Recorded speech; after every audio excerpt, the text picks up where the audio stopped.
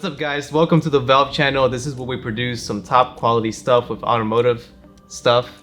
And I don't know, I guess we like cars and cameras. Let's just put it that way. So my name is Jose, this is Tony, aka Kitty Shy. He really likes the name Kitty Shy, by the way. Tony's his real name. So you guys just watched this video, the clip of us doing the shoot down in what was it? Valley of Fire? Yeah, it was somewhat near Valley of Fire. Honestly, it's like out in the middle of desert. And there's a few key elements that we want to go over to kind of help you guys like how to really produce top quality videos when it comes down to rolling shots and scenery shots. So first thing I want to bring up is lighting. So we chose sunset, near sunset time, because it was easier to shoot and it was like kind of soft lighting. And I was wishing there was a little bit more clouds that day, but there wasn't. But usually around that park, you know, we're around mountains and stuff. And so sunset is a lot sooner than what it would be in the city. So we had to act quick. Like as soon as we got there, we started shooting even though the sun was like almost above us. And you can see some of the clips here where the sun wasn't even setting yet, but we had to take action right there because otherwise the sun would start setting down, and by the time rollers happen, we'd get some pretty dark shots. And as we know it, Sony sucks with low light, right? Yeah, it does suck. In this shoot, we also use ND filter. It was a 6 to 9, was it? It was the Peter McKinnon Polarized Polar Pro. Which one is it? 6 to 9 stop? Yeah, 6 to 9 stop. Yeah. And so that was one piece of gear that we do recommend you to take with you, even with sunset shots. You don't want to use a high shutter speed or high frame rate because that's where you start to see some really weird motion blur, right? Like you want to keep it at 23 frames per second and the shutter speed at 1/50 or 1/60. Yep. You know, possible. So for rollers, I was shooting at 4K, 23 frames per second, and my shutter speed was 1/50th. And still shot, it was just 1080p, 120. And you know, obviously we didn't have our camera rig set up on our car this time, but we used a hatchback where we were able to lift the door up, and we set everybody up in the back. Daniel was back there. He's behind the camera right now. He's back there. He almost kissed Tony, or the other way around. I don't know what happened, but It was a week. it was a collaboration type thing. Okay. It was 50-50. So I was positioned as a driver. Usually when we do rollers, I'm driving and Tony's the camera operator. And so when it comes down to driving and doing rollers, you definitely want to do crazy stuff. May not be legal, but just make sure you're safe when you do it. And I don't recommend you to do any of the stuff that you probably might be seeing behind the scenes right now, but you know, definitely try to think outside the box when it comes to getting that perfect shot. Now, I also operate cameras when it doesn't come to roller shots and I'm driving. So I kind of understand what Tony's looking for and vice versa. So I don't know, I guess our brains communicate when I'm behind the wheel and he's behind the camera. Yep, that's true. And make sure you get someone you trust for driving rollers and they know what they're doing. Yeah, because if you don't, you're going to be worrying about that and then you're not going to get your shot, you're going to miss it. And retakes, you don't want to do retakes on rollers because especially when not doing them the right legal way. Especially if it's on like public roads, because it just causes too much attention. That's you want to get in and out, that's it. So the roller shots last about like maybe what, 40 minutes?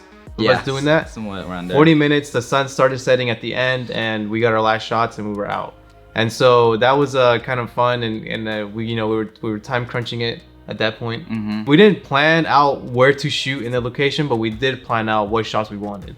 So we knew we wanted to get the driver of the wagon to go ahead and make a good swing on the corner, and we got that shot. We did a few takes because Gary from Starring Pro doesn't know how to drift. What's up to the vlog? Vlog? Yeah. What's a vlog? Vlog. Vlog. Yeah. And so we kind of like had to wait for him to burn some rubber to get those wheels a little more slippery. Yep. But once we got the shot, it was all good, and like I'm really glad I'm happy with what we got for that shot. Came out really good. There was a really dope shot too that we did when we made a U-turn. That was kind of a cool shot too. I didn't even know, I didn't even expect that. Jose was just like, oh, yo, capture this, and then it just happened like out of nowhere. Yeah, I just said like, hey Tony, you recording? And he's like, what am I recording? And I just like, all right, I'm going, and that was it. But it was a dope shot, and things like that, like on site you'd see different things at different times, and that's when you really want to be creative with what you got. Yep. Now, although it was pretty fun to do, and I'm sure anyone would want to do this type of things with any type of vehicle that is pretty cool like this one, there were some downfalls to the entire shoot. One being time. The sun was setting quick, and here in Nevada, like the high mountains and stuff can really be, you know, an issue when it Cause comes down shadow. to, yeah, shadows, man. Huge those shadows. Those things were long. I don't know how we dealt with them really well, but some shots, the shadows got in the way. Yeah. Next thing was the road. The road was very narrow. Oh, it was yeah. a two-laner. And I hate doing shots with two-laners. We've done it before with a Supra, and that stuff is scary. Like, my hands are sweating as I'm driving through all that stuff, going like 50 miles an hour in the wrong lane. So that's the one thing I would definitely like, you know, hate about this type of shoots. Yep. And then for me, it would be, well, I kind of messed up and I forgot to set my white balance. I had it on auto white balance and it was really hard to color grade. That was like Sunsets are hard, huh? Because Yeah. it tries to get the orange and like it doesn't work out. especially like the color of this car too. It was by yeah. what? Innositech? And Nozatech? Innositech, yeah. Innositech. Army green or something like that.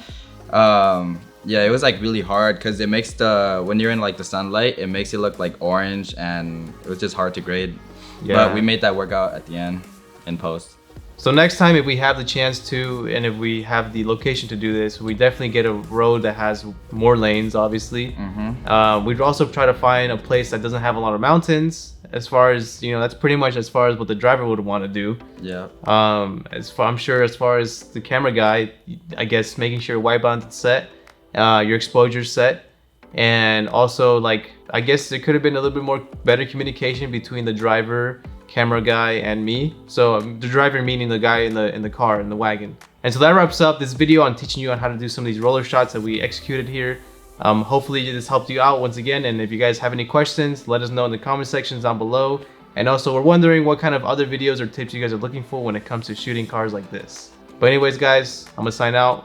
This is Tony, Jose. Yep. See you guys next time. Alright. Look at this crackhead.